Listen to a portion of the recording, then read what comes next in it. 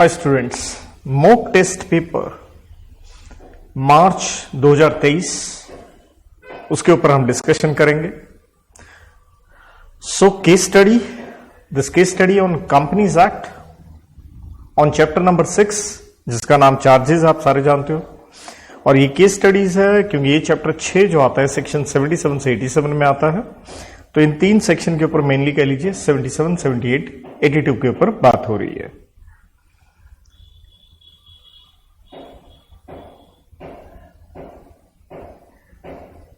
देखिए, कहता है शिव आईटी सॉल्यूशंस लिमिटेड एक कंपनी एंगेज्ड है in the business of providing customize software to its clients. These softwares are usually related to employees' attendance, leave management, salary, tax calculation, other incidental matters related to HR, human resources. The company is having its own building and other infrastructure facility in Bengaluru, also at Brussels, Belgium. The company have patent rights over few of its software and also a trademark over the company's logo. तो हमें दिख रहा है company की building वगैरह सिर्फ हिंदुस्तान बेंगलुरु में नहीं है, हिंदुस्तान के बाहर ब्रसेल्स बेल्जियम में भी है। और कंपनी के जो एसेट्स हैं उसमें से इंटेंजिबल एसेट्स भी बता रखे हैं। कहता कंपनी गॉट सैंक्शन, कंपनी को एक टर्म लोन मिलता है 10 करोड़ का बेस्ट बैंक से by creating a charge on the assets of the company which includes the companies own buildings and intangible assets. तो हम इस चैप्टर में यही पढ़ते हैं सेक्शन 77 में कि आपने जो गिरवी रखे हैं, जिन एसेट्स के ऊपर चार्ज क्रिएट किया है, दे में बी टेंजिबल एसेट्स और अदरवाइज, जिसका मतलब है इंटेंजिबल फाइनेंशियल एसेट हो सकते हैं। ये एसेट हिंदुस्तान में भी हो सकते हैं, हिंदुस्तान के बाहर भी हो सकते हैं।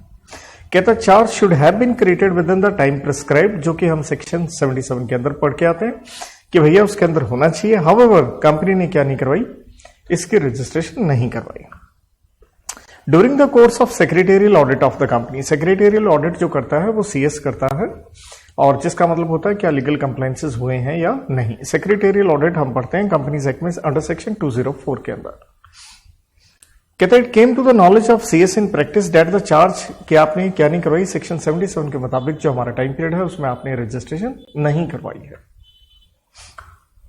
ही मेंशन, उसने अपनी रिपोर्ट में मेंशन किया और एडवाइस किया कंपनी को आप रजिस्टर करवा लें, लेकिन however action taken report on the audit objection by the CS was not apprised to the board and no follow up was made by the company thereafter।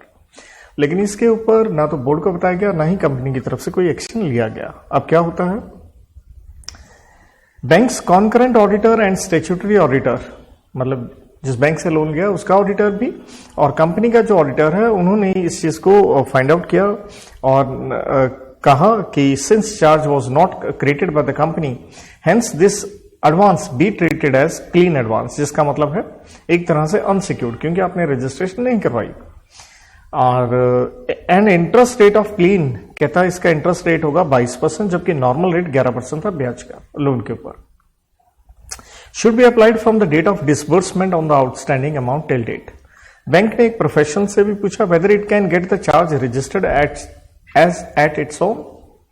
तो देखिए हम सेक्शन 78 में पढ़ के आते हैं, क्रेडिटर कहें या चार्ज होल्डर, वो भी रजिस्ट्रेशन करवा सकता है अगर 30 दिन के भीतर रजिस्ट्रेशन नहीं हुई है, क्योंकि यही हम सेक्शन 77 में पढ़ के आते हैं जो कंपनी को करना होता है, जो कि एक्सटेंशन भी मिलता है।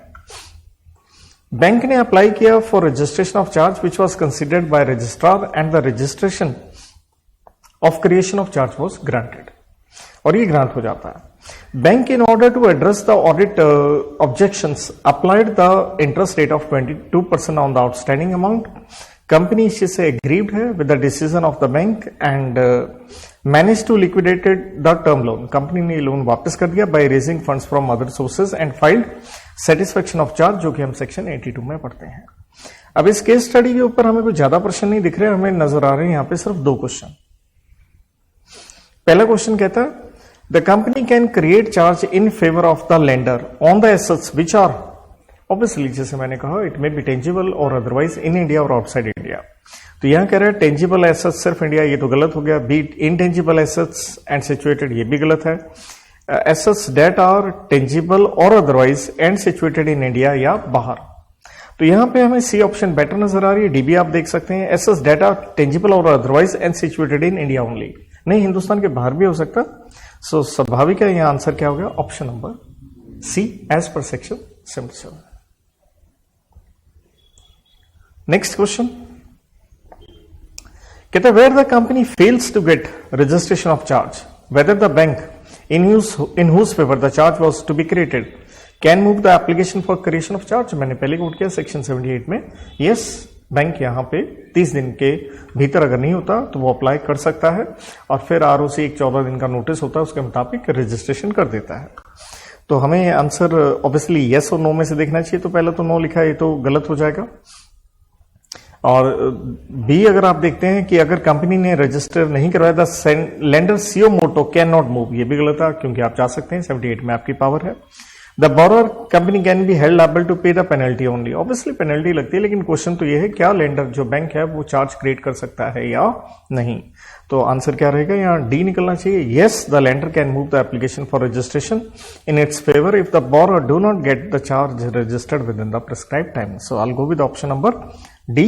तो पहले का सी और दूसरे का डी, तो यहां पे आप ये आंसर यहां पे देख भी सकते हैं। आइए इसके बाद हम करते हैं इंडिपेंडेंट एमसीक्यू। तो पहला प्रश्न जो कि कंपनीज एक्ट के सेक्शन 135 सीएसआर के ऊपर है, कहता कंपनी ने डिसाइड किया 50 लाख खर्च करेंगे सीएसआर के ऊपर, एवरेज नेट प्रॉफिट कंपनी का 10 करोड़ है। तो देखिए आप सारे जानते हैं कि हमें सीएसआर के ऊपर पैसा कितना लगाना होता है, जो एवरेज नेट प्रॉफिट है उसके जो है उसका 2% लगाना होता है। तो 10 करोड़ के ऊपर अगर हम 2% कंप्यूट करते हैं तो वो 20 लाख निकल के आता है। तो कंपनी ने तो ज्यादा का ही सोच लिया 40 लाख। कहता है due to some reasons company was able to spend only 30 lakh. तो बड़ी अच्छी बात है, आप तो वैसे ज्यादा लगा रहे हो। प्रश्न क्या है, now what will be the option for the company for rest of rupees 10 lakh की कंपनी क्या करेगी। अब ऑप्शंस देखते हैं। कहता है पेनल्टी लगेगी, ऐसा तो हो नहीं सकता क्योंकि आप तो ज्यादा लगा रहे हो। No penalty but explanation is required in board report for not spending 10 lakh. अरे भैया आप तो ज्यादा खर्च कर चुके हो। No penal provision the fourth है company is required to transfer the fund to separate fund. नहीं, वो भी जरूरत नहीं है क्योंकि जितनी रिक्वायरमेंट थी आपने उससे ज्यादा खर्च कर लिया है। तो यहां पे ऑप्शन नंबर सी सही निकल के आती है। आपके ऊपर कोई पेनल्टी, कोई इस तरह के कंप्लायंसेस करने की आवश्यकता नहीं है। रादर जो एक्स्ट्रा आपने स्पेंड किया उसका बेनिफिट आपको आगे मिल सकता है सेट ऑफ का। अगेन सेम ही सेक्शन के ऊपर प्रश्न है हमारा। कहता company X plans to cover its skilled and semi skilled workers of its units under medical health insurance plan for which company X will bear the expenses. कहता बताइए क्या एक्सपेंडिचर ये परमिसिबल होगा अंडर सीएसआर एक्टिविटीज। तो हम साफ कहते हैं एम्प्लॉय के ऊपर खर्चा करेंगे तो वो सीएसआर एक्सपेंडिचर में क्वालिफाई नहीं करेगा। तो इसलिए अगर हम सीधा सीधा आंसर देखें, such expenditure is not permissible under eligible CSR activities. मुझे कुछ और देखने की जरूरत नहीं है, क्वेश्चन बड़ा इजी था तो सीधा सीधा आंसर दिख रहा है, हमें कुछ और ऑप्शन देखना भी नहीं चाहिए इसमें। अगला है कंपनीज एक्ट के सेक्शन नंबर 108 के ऊपर, जहां हम इलेक्ट्रॉनिक वोटिंग की बात करते हैं। कहता which among of the following companies not required. Question है किसको जरूरत नहीं है to provide members the facility to exercise right to vote by electronic mode. तो देखिए हम पढ़ते होते हैं कि पहली बात क्वेश्चन में गलती ना करें क्योंकि आपसे पूछा गया किसको जरूरत नहीं है। तो रिवर्स में हम क्या पढ़ते हैं, जिस कंपनी के इक्विटी शेयर्स लिस्टेड है या कम से कम आपके 1000 मेंबर होने चाहिए इक्विटी शेयर्स लिस्टेड। अब है किसको जरूरत नहीं है, ऑप्शंस देखते हैं। तो देखिए पहले क्या लिखा है, कहता है ये कंपनी है उसके इक्विटी शेयर्स आर लिस्टेड, वही इसको तो जरूरत है। कहता whose equity shares are listed, इसको भी जरूरत है। सी लिमिटेड उसके प्रेफरेंस शेयर कंपनी के पास जबकि दोनों हैं, लेकिन क्या कह रहा है प्रेफरेंस शेयर्स लिस्टेड है, तो प्रेफरेंस शेयर लिस्ट होने पे हमारी ये रिक्वायरमेंट नहीं है। So all go with option number C. बाकी डी देखना चाहे आप देख सकते हैं, कहता है इक्विटी प्लस प्रेफरेंस दोनों ही लिस्टेड है। तो बेटर ऑप्शन हमारी या स्ट्रेट वे कह लीजिए option number C is the perfect answer. इसके बाद कंपनीज एक्ट वही सीएसआर के ऊपर 135 के ऊपर क्वेश्चन है, CSR of the board shall consist of. कि जब सीएसआर कमेटी बन रही है तो उसके अंदर क्या होना चाहिए, भैया हम यही कहते हैं 3 डायरेक्टर, उसमें से एक होना चाहिए इंडिपेंडेंट। सो ऑप्शंस में अगर हम चल के देखते हैं तो क्योंकि उसने प्राइवेट और पब्लिक के हिसाब से नहीं पूछा तो सीधा 3 में से एक इंडिपेंडेंट चाहिए। 3 और मोर डायरेक्टर्स आउट ऑफ विच, कम से कम कहता है 2 इंडिपेंडेंट, 2 नहीं भाई 1 चाहिए। 3 और more out of which at least 1 director shall be independent. तो मेरे को ऑप्शन बी यहाँ सीधा सीधा दिख रही है कि क्वेश्चन में कोई पब्लिक प्राइवेट लिमिटेड वाली ऐसी बात की नहीं गई थी या फॉरेन कंपनी वाली बात। So I will go with option number B. बाकी कुछ देखने की भी जरूरत होनी नहीं चाहिए यहाँ पे। कंपनीज एक्ट सेक्शन 2 क्लॉज 41, जिसके अंदर हम डेफिनेशन पढ़ के आते हैं फाइनेंशियल ईयर की। कहता है कंपनी इनकॉर्पोरेट हुई है 3 जनवरी 2022 को, तो हम ये कहते हैं कि कोई भी कंपनी जो इनकॉर्पोरेट हुई है 1 जनवरी और ऑनवर्ड, उसका फाइनेंशियल ईयर होगा फॉलोइंग 31 मार्च, मतलब अगले साल का। सो दैट मीन्स 31 मार्च 2022 को साल नहीं खत्म होगा, 2023 को खत्म होगा। ये पूछा गया what will be the financial year. So 31 March 2023 सीधा सीधा क्वेश्चन था, सीधा सीधा हम आंसर देख सकते हैं यहाँ पे। Then companies act section 2 clause 6, जिसके अंदर हम पढ़ के आते हैं एसोसिएट कंपनी। तो कहते हैं associate in relation to another company means in which other company has a significant influence, और वो किस पे क्रिएट होता है, 20% वोटिंग पावर आपके पास हो, which is not subsidiary and includes a joint venture company. Hence the word significant influence सीधा सीधा पूछा गया 20% वोटिंग पावर, तो 20% की लिमिट आपको यहाँ सी क्लॉज में दिख रही है। सो ऑप्शन नंबर सी यहाँ पे हम सीधा सीधा ले लेंगे। कंपनीज एक्ट सेक्शन 96, जिसके ऊपर हम एजीएम पढ़ते हैं, कहता है first AGM should be held, ये सारे आप जानते भी होंगे, आसान सा प्रश्न है, with in 9 months from the end of the first financial year. तो 9 महीने हम यहां पढ़ते हैं, तो आंसर नंबर हो गया यहां पे हमारा बी। अगेन सीएसआर के ऊपर आप देखिए बड़े क्वेश्चन आपको यहां दिख ही रहे हैं, सेक्शन 135 पे है। सीएसआर में अमेंडमेंट भी पहले बहुत हुई है, इस साल भी हुई है, तो सीएसआर का कंसेप्ट देखिए बड़ा अच्छे से करके जाइएगा, प्रश्न डेफिनेटली आप पेपर में पाएंगे ही पाएंगे, आई एश्योर यू। कहता विक्ट्री लिमिटेड बनी है जनवरी 2015 में। कहता how much expenditure the company shall ensure to spend in pursuance of CSR policy, आपको सीएसआर में कितना पैसा लगाना पड़ेगा।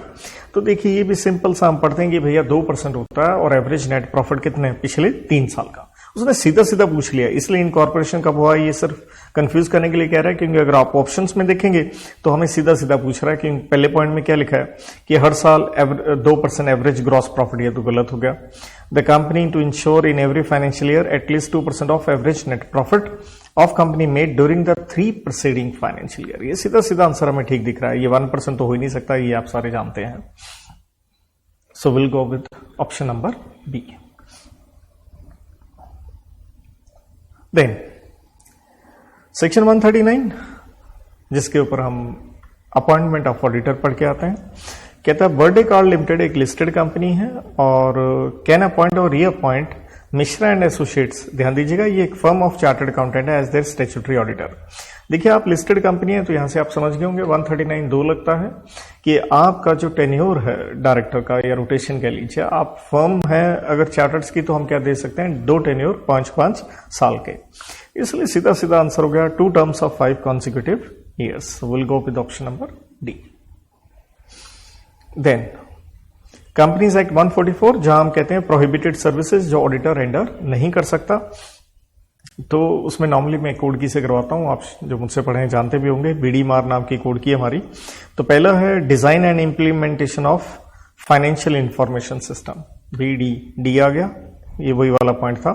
तो ये प्रोहिबिटेड सर्विस डेफिनेटली है।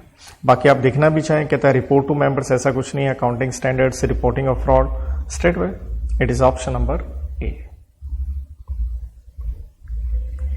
नेगोशिएबल एक्ट के ऊपर प्रश्न जरा ध्यान दीजिएगा, सेक्शन 12 में हम फॉरेन इंस्ट्रूमेंट के ऊपर पढ़ के आते हैं, तो इसे थोड़ा सा टेक्निकल आप पढ़ भी लीजिएगा। इवन मैं मेरी बुक की भी बात करूं, हैंड रिटन भी आपको लिखवा रखा है, जरा बुक में से 3 आपको ऑप्शंस दे रखे हैं, वो जरूर आप ढंग से देख लीजिएगा, क्योंकि मैं कहूंगा आपके बार इसके ऊपर वैसे पहले भी ऐसा प्रश्न आया तो थोड़ा ध्यान रखिएगा इसका।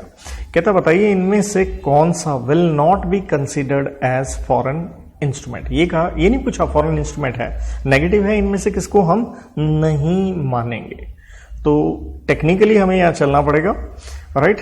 तो मैं सीधा सीधा यहां पे आपको बी ऑप्शन कहूंगा, क्योंकि कहता है अ bill drown on a person resident outside India but payable outside India, तो ये है, इसमें से नहीं मानेंगे, क्योंकि बाकी सारी की सारी प्रोविजंस आप आराम से टाइम लेके देखिए, सारी की सारी सूट हो रही है यहां पे। देन सेक्शन 194 कॉन्ट्रैक्ट एक्ट का, जिसके अंदर हम पढ़ते हैं substituted agent acts on behalf of, obviously वो प्रिंसिपल के बिहाफ पे ही एक्ट करता है, बिकॉज उसकी ही नॉलेज एंड कंसेंट कह लीजिए, इंप्लाइड कंसेंट के साथ वो अपॉइंट होता है। So will go with option number A. 168 का कॉन्ट्रैक्ट एक्ट का जहां हम पढ़ते हैं bailee as finder of lost goods, उसके हम राइट्स पढ़ते हैं कि भैया वो एक्सपेंसेस क्लेम कर सकता है, केस नहीं कर सकता, और अवार्ड के लिए केस भी कर सकता है। तो पूछा क्या गया है, the finder of lost goods can not sue and also can not retain. Retain तो कर सकता है वो गुड्स सो फाउंड, ये तो गलत है। Can sue but can not retain the goods so found, case नहीं कर सकता भाई। Can not sue but retain the goods so found, yes that is the perfect answer. आप उसके लिए केस नहीं कर सकते हो। और चौथा आप देखना चाहें, can sue and also retain, case आप कर नहीं सकते, अवार्ड के लिए केस कर सकते हो सिर्फ। अच्छा क्वेश्चन था, इसका ध्यान रखिएगा पेपर में, one of the good question. 124 contract act जो कि हम पढ़ते हैं, डेफिनेशन कॉन्ट्रैक्ट ऑफ इंडेमनिटी। कहता है एक शेयर होल्डर है, उसका शेयर सर्टिफिकेट खो गया है, उसने डुप्लीकेट के लिए अप्लाई किया है, company agreed to issue the same on the term कि एक्स कॉम्पनसेट करेगा अगेंस्ट द कंपनी अगर कोई लॉस हो जाता है where any holder produces the original certificate. तो ऑब्वियसली कंपनी यहां पे क्या लेती है, आपसे इंडेमनिटी बॉन्ड साइन करवाती है, तो this is called what, contract of indemnity हम इसे कहेंगे। देन इंटरप्रिटेशन ऑफ स्टैट्यूट के ऊपर प्रश्न है, as per rule of literal construction. Technical words का ऑब्वियसली हम मीनिंग किस में लेके चलते हैं, टेक्निकल सेंस में। सीधा सीधा क्वेश्चन था, will go with option number C पे यहां पे। देन अगला, a clause that begins with the words notwithstanding anything, जिसे हम क्या कहते हैं, नॉन ऑब्स्टेंट क्लॉज कहते हैं। अगेन सीधा क्वेश्चन है तो बी पार्ट हो गया। देन कहता है pick the odd one, odd one देखना है from the aids to interpretation. Aids हम जानते हैं या तो इंटरनल होता है या एक्सटर्नल होता है। पहला देखेंगे आप, प्रियम्बल है, इंटरनल है, मार्जिनल नोट इंटरनल है, प्रोविजो इंटरनल है, लेकिन यूसेज क्या आ गया, एक्सटर्नल। तो स्वाभाविक है डी ऑप्शन यहां पे क्या होगी, ओड वन। इसके बाद में जीसीए का सेक्शन 13 के ऊपर कहता, in all central act and regulation unless there is anything repugnant in the subject और context, words importing the masculine gender shall be taken to include obviously females, right. तो सीधा सीधा सेक्शन 13 के ऊपर एक क्वेश्चन आ जाता है, फीमेल। अगला अगेन नेगोशिएबल के सेक्शन 17 के ऊपर है, जहां हम पढ़ते हैं एम्बिगुअस इंस्ट्रूमेंट के बारे में। एन इंस्ट्रूमेंट विच इज वेग या एम्बिगुअस कह लीजिए, can not be clearly identified either as bill और नॉट। तो पता नहीं है बिल है या नोट है, तो सीधा हम इसे क्या कहते हैं, एम्बिगुअस इंस्ट्रूमेंट कहते हैं। तो स्ट्रेट वे आंसर क्या हो गया, ऑप्शन नंबर ए। तो देखिए यहां पे हमने मॉक टेस्ट पेपर मार्च 2023 के हमने डिस्कस किए हैं, case based MCQ and independent MCQ. यहां पे हम इसे थोड़ा वाइंड अप करेंगे और अगले लेक्चर में हम डिस्क्रिप्टिव क्वेश्चंस के ऊपर डिस्कशन करेंगे। Till then have a good time, thank you.